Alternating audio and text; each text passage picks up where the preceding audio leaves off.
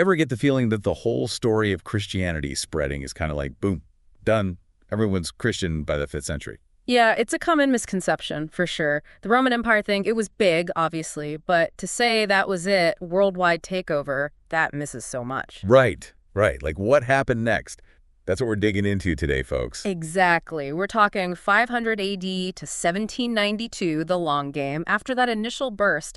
And trust me, it was a roller coaster. I mean, you've got huge geographical shifts, missionary efforts that most people haven't even heard of. That paved the way for, the Christianity we see today globally. Exactly. And we've got some amazing historical notes to go off of.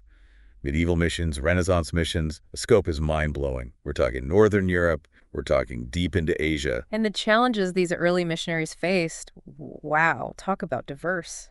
So for our listeners, you guys like it quick but thorough. That's our MO too. We're going to break down how Christian influence ebbed and flowed over this, what is it, over 1,000 years? A little over, yep. And we're going to highlight some of the, let's just say, unexpected players. Oh, there are some surprises in store for sure. And by the end, you'll understand how this whole era set the stage for the later global movements. All right, so after those first few centuries of growth, where do we even start? Well, things really start to shift in the 6th and 7th centuries. Think about the Roman Empire, Christianity's biggest backer. It's declining. We're entering the Byzantine era. In Christianity, it was so tied to that Greco-Roman world, right? So what happens when that world starts to, crumble? Exactly. And at the same time, Christianity is starting to spread eastward into Persia, China, India. I mean, these are vastly different cultures. Makes you wonder, could a faith so rooted in one culture really take root in such different soil? Or was it destined to just fade away with the Roman world? That's the big question. And as history shows us, the answer is a bit of both. Okay, so some stayed tied to those old ways, but there was also this outward push. Yeah, 500 to 1215. It's not just expansion, though. There's also some significant contraction happening. Contraction? Wait, I thought this was the era of, Christianity on the rise. It is, but while it's gaining ground in Northern Europe, it's losing ground big time in other areas. North Africa, parts of southeastern Europe, gone. Wow. And further east, you're talking Asia Minor, Syria, Palestine, Arabia, Persia, Central Asia, all seeing major losses. What was driving that then? Well, the rise of Islam was a huge factor, definitely. In some places, you also had confrontations with Buddhism. So yeah, a lot of push and pull, geographically speaking. So new doors opening in the north, but old doors slamming shut in the south and east. It's fascinating. So who are the big names in that eastward push?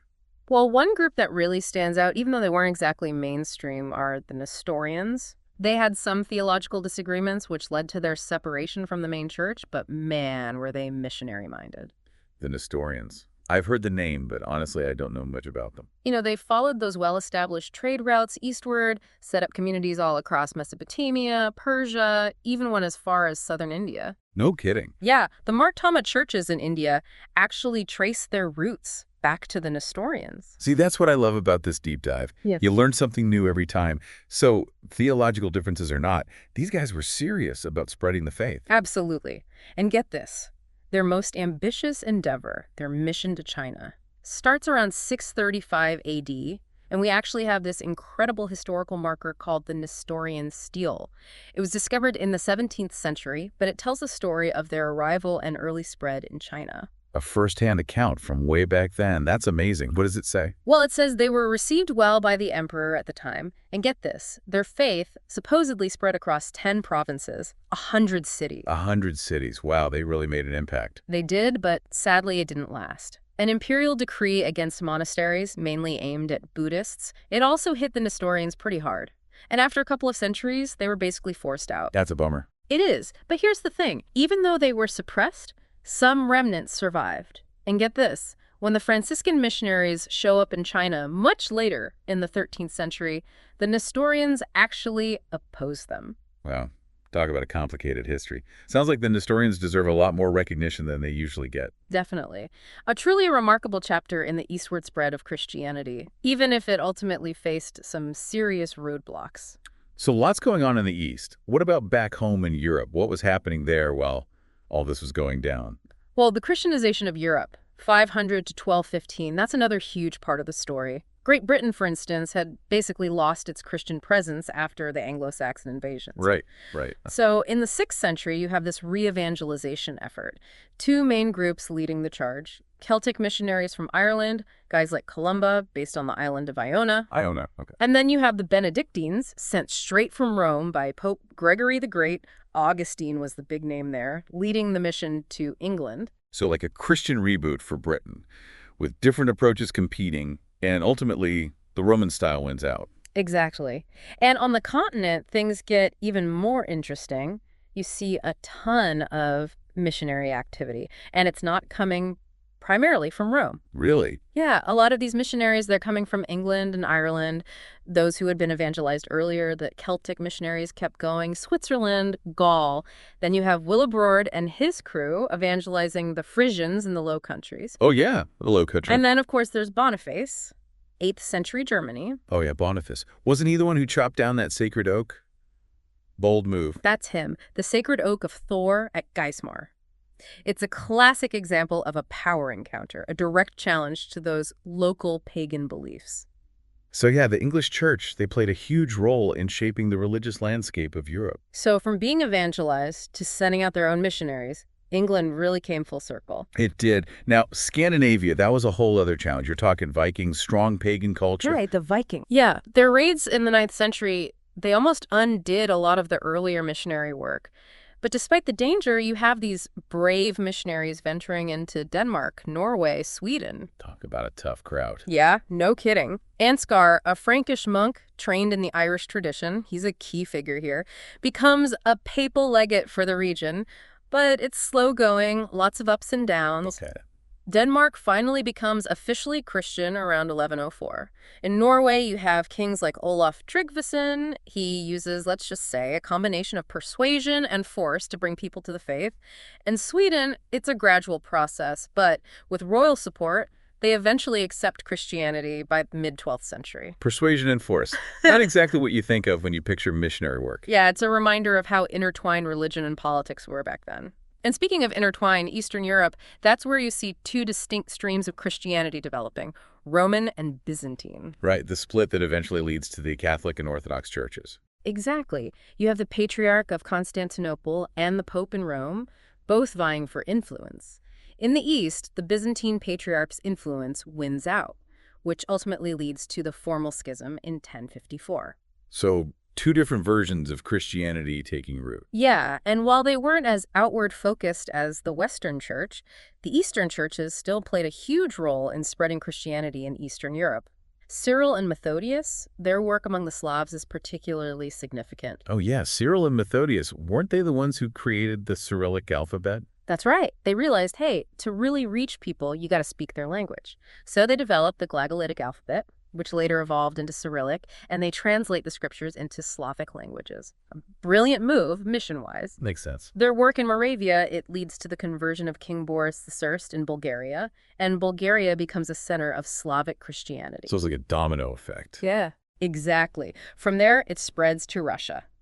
Prince Vladimir's baptism in Kiev in 988, that's a huge moment for Christianity in Russia. And even Finland gets Christianized, though it's through Swedish conquest in the 12th century. So by 1215, most of Europe's Christian, but with these distinct Western and Eastern flavors. But you mentioned the methods used weren't always, let's say, ideal. Yeah, you have direct missionary activity, of course, but you also have rulers converting and then basically baptizing their whole populations. Not a lot of room for individual choice in those cases. Definitely raises some questions about the genuineness of some of those conversions. It does. This whole idea of coerced Christianity, it's a tricky issue. But regardless, by this point, Europe is firmly part of the Christian world. So Europe's becoming Christianized, but you also mentioned this other major force emerging in the South and East, Islam. Right. The Islamic expansion out of the Arabian Peninsula in the 7th and 8th centuries, that's one of the most significant developments of this whole era. I mean, within decades of Muhammad's death, Islamic influence stretches from Afghanistan to Tunisia.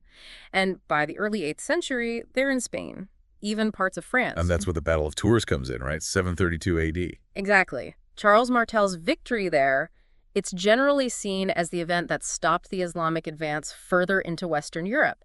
And then, centuries later, you have the Christian reconquest of Spain and Portugal, finally completed in 1492. that was heavily driven by the whole Crusader mentality. The Crusades. Yeah, that's a whole other can of worms. It is, and honestly, when you look at them as a missionary method, it's pretty messed up. Oh, I no. mean, yeah, they regained some territory, but the cost was enormous. Not exactly the best PR for Christianity, I'd say. No, definitely not. They caused immense suffering, really damaged relations between Christians and Muslims for centuries. And it wasn't all about military conquest for Islam either, right? Sure. No, it's more nuanced than that. Islamic policy often respected Christians and Jews as people of the book, gave them a certain degree of protection. And in places like North Africa, the conversion to Islam, it wasn't just forced. There were other factors at play, like the existing Christian structures, the socio-political climate. It's complicated. Always more to the story than meets the eye, right? So the Crusades, not exactly a shining moment for Christian missions. Let's shift gears a bit. As we move past the major Crusades, what's the state of play for Christianity around the 13th century? Well, on the surface, you have Catholic power in the West. It's at its peak. But in the East, Christian communities are under pressure. And there's this growing awareness of, the vastness of the world, all these places where Christianity hasn't reached yet. So ripe for some new approaches to missions. Exactly. And that's what you start to see, this renewed missionary push, mostly driven by Roman Catholics. And it happens right alongside the rise of European overseas empires, especially Spain and Portugal. Ah, the age of exploration. Exactly. And along with that, you have individuals who are starting to advocate for different ways of engaging with other faiths. Less about military force, more about dialogue and intellectual exchange. Like who? Well, you have Francis of Assisi, of course. But the real standout here is Raymond Lull. Fascinating guy, kind of eccentric. A wealthy nobleman who becomes a theologian and mystic. He's considered by many to be the first true missiologist. The first missiologist. What does that even mean? He basically develops a whole theory of missions, a detailed plan for how to reach people of other faiths through reason and debate. He even created this complex system called the Ars Magna that was supposed to logically prove the truth of Christianity and refute any objections. Talk about ambitious. Oh, he was. He made multiple trips to North Africa trying to engage with Muslims, risked his life doing it. He was imprisoned, and ultimately it's believed he was martyred for his efforts. Wow. A real pioneer. So reason over force, that's a refreshing change. What about attempts to reach further east? Was there a renewed push to reestablish Christianity in China after the Nestorians? There was, yeah. In the late 13th, early 14th centuries, you have John of Montecorvino. He actually achieved some success, reportedly baptized thousands. But the Roman Church's insistence on using Latin in their services, their reluctance to adapt to local customs, and the sheer logistical challenges of the time, it all prevented it from really taking root. It wouldn't be until much later that Christianity would have another real chance in China. It's interesting, this tension between wanting to spread the faith, but also holding on to certain practices and ways of doing things. Yeah, that tension pops up again and again throughout history. And then you have this other major development, the formalization of royal patronage in missionary work. Royal patronage. Yeah, basically the Pope grants Portugal and Spain exclusive rights and responsibilities for missions in their respective spheres of influence. Portugal gets Africa, the East Indies, and Brazil. Spain gets the rest of the New World. So missionary work becomes like an arm of the empire. In a way, yes. And it plays out very differently depending on who's in charge. Okay, so tell me, how did the Portuguese and Spanish approaches differ? Well, the Portuguese, they were mostly focused on trade, especially in Africa and the East. They set up these coastal enclaves, often actively suppressed local religions. So you end up with Christian communities mainly among mixed-race populations and those in the lower social classes. The Jesuits did make some inroads in places like Japan, Mongolia, China, and India, but they often faced opposition from the Portuguese authorities themselves, who were more interested in profits than converts. Ultimately, Portuguese missionary efforts in Africa, they mostly fizzle out by the 18th century. A lot of reasons for that. Climate, disease, the slave trade, a failure to develop local leadership. And yes, sometimes the conversions were pretty superficial. Not exactly a success story. So what about the Spanish? What was their game plan in the Americas? Spain, their goal was basically to transplant Spanish civilization right alongside Christianity. So more of a, like, our way or the highway approach. Pretty much. Yeah. And tragically, it often led to the exploitation of native populations. You see this with the the Carib Indians. It's heartbreaking. But you also have these heroic figures like Bartholomew de las Casas, who fiercely opposed slavery and forced baptism. They really fought for the rights of indigenous peoples. It's good to know there were at least some voices speaking out against the injustices. Oh, yeah, definitely. And Spain also implemented this system called the encomienda, which was supposed to provide education and protection for the natives, but often just turned into another form of forced labor. It's complicated. And then you have the Jesuit reductions. The reductions, what were those? Basically, these settlements, mainly in Paraguay, where indigenous people were brought together for religious instruction and cultural adaptation, they were actually pretty successful in some ways, but ultimately they were violently suppressed. So a mix of brutality and, I don't know, well-intentioned but still problematic methods. What about the French? They were active in North America, right? Yeah, their missionary efforts in Canada, they were a bit different. They still used their mission communities as trade and protection bases, but their missionaries often lived more closely with the indigenous peoples, allowed them to keep more of their cultural practices, more of an integrated approach compared to the Spanish and Portuguese. So a bit more sensitivity to the local context. Yeah, I think there's a growing, even if it's uneven, recognition of the complexities of cross-cultural mission work during this time. And within the Catholic Church, you see a move towards a more centralized approach. Oh, yeah. What was the driving force behind that? Well, in 1622, the Pope establishes the Sacred Congregation for the Propagation of the Faith. It's a mouthful, but it's basically the Vatican's missionary headquarters. Makes sense. Streamline things, have a central authority. Exactly. They realized that relying on Spain and Portugal wasn't ideal, especially with new colonial powers like England, the Netherlands, and France coming on the scene. And their philosophy, at least on paper, emphasized developing local clergy, urged missionaries to stay out of politics and business. So less about imposing European ways, more about rooting the faith in the local context. That was the idea, but putting it into practice, well, that was a different story. There was pushback from the established missionary orders, lots of resistance to change. So who are some of the big names in Catholic missions during this era? Oh, you have some real giants and some controversial figures, too. Francis Xavier, he's a Portuguese Jesuit, considered one of the greatest missionaries ever. He pioneered work in India, the Malay Peninsula, Indonesia, Japan. Had some incredible success in Japan early on, but then faced brutal persecution that almost wiped out the Christian community there. Then you have Matteo Ricci. He's the guy who figures out how to reintroduce Christianity to China in the late 16th century. He adopts the dress and manners of a Confucian scholar, gains influence among the intellectual elite. But later on, doctrinal disputes and resistance to his methods, trying to adapt to the Chinese context, that hampered long-term growth. Right. Always that tension between adapting and holding firm to tradition. Yep. And in the Philippines, you have Miguel Lopez de Legazpi. He basically spearheaded missions alongside Spanish colonization, which led to widespread conversion of the islands and the development of a local clergy. And then there's Robert de Nobili in India. This guy, he took cultural adaptation to a whole new level, presented himself as a Roman Brahmin, had amazing success among the upper castes, but in the end, Rome rejected his methods. And of course, we can't forget all the Spanish missionaries in the New World, guys like Bartholomew de las Casas, who fought tirelessly for the rights of indigenous peoples. Wow, what a range of approaches. Yeah. Some successful, some not so much. What about the Orthodox churches? Were they doing much missionary work during this time? Compared to the Catholics, they were a lot less focused on outward expansion, more internally focused, really emphasized monastic life and tradition. Their expansion was often tied to the expansion of Orthodox states, especially Russia, and honestly, it was often seen as more political than purely religious. So, less about converting the world, more about expanding their sphere of influence. Yeah, pretty much. But Russian Orthodoxy did expand into its northern and eastern frontiers, as people were absorbed into the growing Russian state. You have figures like Stephen of Perm in the 14th century. He worked among a Finnic people group. They were successful in places where they encountered animistic or polytheistic beliefs, but against established religions like Islam or other forms of Christianity, they didn't make much headway. Right, makes sense.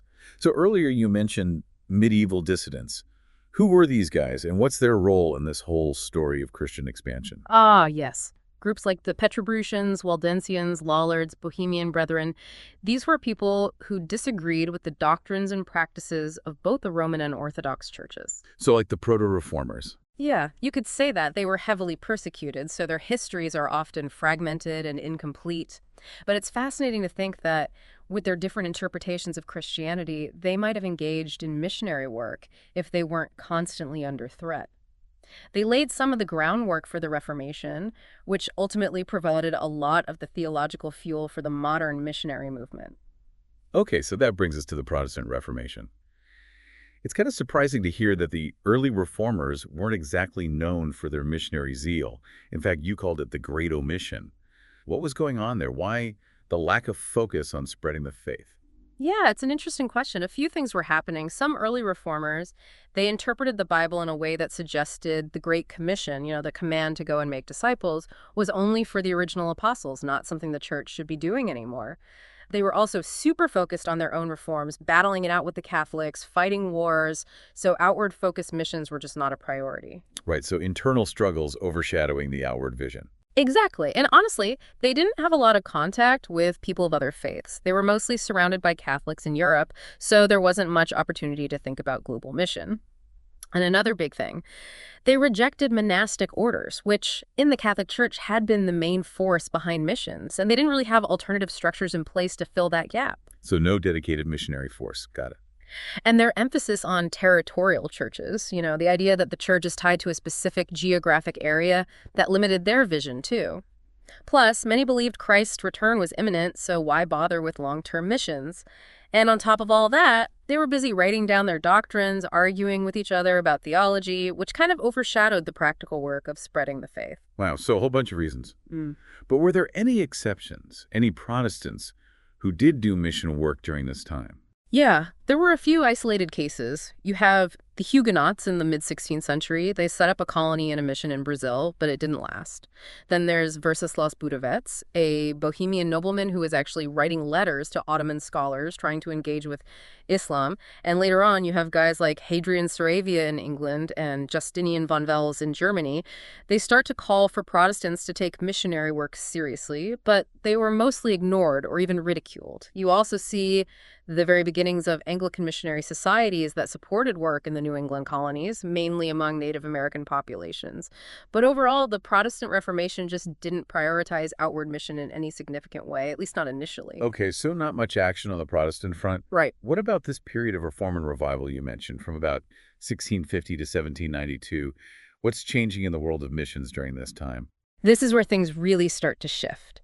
So on the one hand, you have post-Reformation Protestantism. They're still kind of lagging behind in the mission department. But the Catholic Church, under the leadership of the propagandified, they're consolidating their gains, refining their approach. So Catholics are getting organized. Exactly. They're trying to reduce the control Spain and Portugal have over missions, trying to increase the number of bishops and priests who are directly accountable to Rome. And most importantly, they're starting to emphasize developing local leadership within the churches. They realize that Christianity can't just be seen as a foreign import. Right, trying to make it more homegrown. Yep. And the Paris Foreign Mission Society, they become more prominent during this time too. But even with all this, there's still a lot of debate and conflict within the Catholic Church about how missions should be done. Really? Like what kind of debates? Well, you have the whole controversy surrounding Robert de Nobili's methods in India, his whole adapting to the local culture thing. And then there's the big Chinese rites controversy. This was all about whether Chinese converts could continue certain traditional practices that had religious significance. In the end, Rome rejected most of these attempts at cultural accommodation, opted for a more standardized, kind of paternalistic approach. So back to imposing their ways, in a sense. Sadly, yeah. And towards the end of the 18th century, Catholic missions actually start to decline. A lot of reasons for this. European powers are weakening, there's infighting among the different missionary orders, and the Jesuits, they actually get suppressed entirely. So the Catholics are facing their own internal challenges, but you said this is a time of revival as well. Where's that coming from? That revival is happening within Protestantism, specifically within the Lutheran churches. It's called Pietism. Pietism, okay. Tell me about that. It's a movement that really emphasizes personal piety, studying the Bible in small groups, having a real lived-out faith. The University of Halle in Germany becomes a center for pietism, and it's from there that a lot of the early Protestant missions are launched. Interesting. So a renewed focus on personal faith, leading to a renewed focus on spreading the faith. Yeah, you could say that. Some key pietist missions. Yeah. You have the Danish Halle mission to Tranquebar in India. They send out pioneering missionaries like Bartholomeus Ziegenbalg and Heinrich Plutchow. Then there's Hans Aged. He went to Greenland, super challenging mission. But perhaps the most influential are the Moravians, led by Count Ludwig von Zinzendorf. The Moravians, yeah, they were a small group, but they had a huge impact on missions, right? Absolutely. They were driven by this intense pietist zeal, totally committed to following Christ no matter the cost. They established missions all over the place: the Caribbean, Greenland, Suriname, South Africa, Jamaica, among Native American tribes. They went everywhere. Talk about dedicated. Yeah, they were amazing. So these pietist missions, along with the work that the Anglicans were doing in New England, these were really the precursors to the modern Protestant missionary movement. They laid the groundwork for the Wesleyan revival and the founding of big missionary societies like William Carey's Baptist Missionary Society, which marks the real beginning of Protestant missions as we know them today. So by the end of the 18th century, the stage is set for the explosion of Protestant missions in the 19th century. Exactly. It's been a long and winding road from 500 to 1792. Christianity goes through some major transformations, adapting to a post-Roman world, expanding in some places, contracting in others, facing the challenge of Islam, going through internal reforms and revivals. And through it all, you have these incredible individuals and groups facing down challenges, pushing boundaries, just trying to share their faith. It's pretty inspiring, honestly. It is. And it leaves us with a lot to think about, doesn't it? I mean, knowing all this complicated, messy, but also amazing history, how should we approach missions today? How do we engage with different cultures and beliefs in a way that's respectful, authentic, and effective? Yeah, it's a big question, and there's no easy answer. But hopefully, by understanding the past, we can learn from both the successes and the failures of those who came before us. Absolutely. And for you, our listeners, I'd leave you with this thought. What does it really mean for a faith or any belief system to become truly universal? How can we share what we believe without imposing our ways on others? It's something we all need to grapple with, especially in our increasingly interconnected world. And with that, we wrap up our deep dive into the fascinating history of Christian missions from 500 to 1792. Thanks for joining us. Until next time.